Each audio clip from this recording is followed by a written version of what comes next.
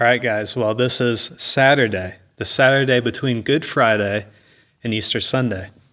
Kind of an odd day for a lot of us, right? We don't really think about this day that much in the grand scheme of things.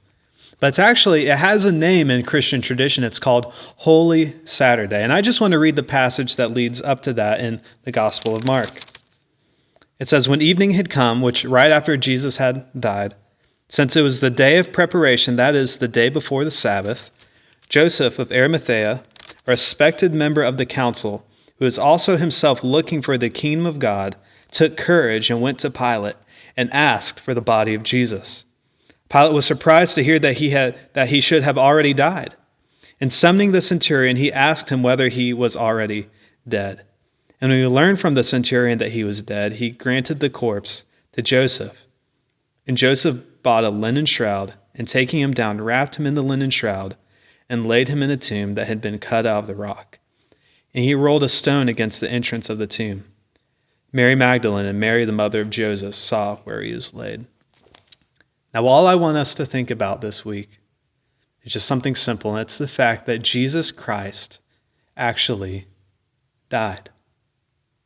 He died. It says several times he was actually dead. He died. He was already dead, that Jesus' body was a corpse when it was taken down. It was laid to rest in a tomb. It was truly a deceased body. We actually don't have much of any accounts of what actually happened on that Saturday. If the disciples all scattered, we have some reason to think that they gathered together and might have been hiding. Imagine the weight of that day. Imagine the weight of your Lord, the one that you said you would follow to the ends of the earth. He is now dead and you have left him. He has been murdered and you still live. The kingdom of God that you thought was coming seems to have been dissipated. Holy Saturday is a day of holy waiting.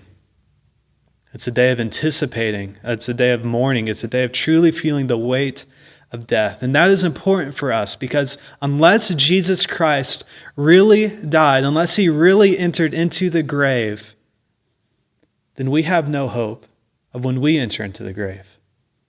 An ancient theologian, actually, he said this about Jesus' incarnation. He says, anything that was not assumed by Christ cannot be redeemed by Christ. Anything that Jesus did not partake of cannot be rescued or redeemed, but Jesus even partook of death.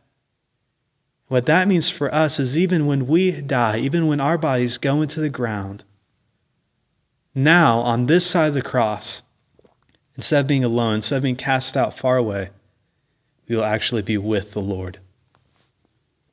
That's an amazing truth.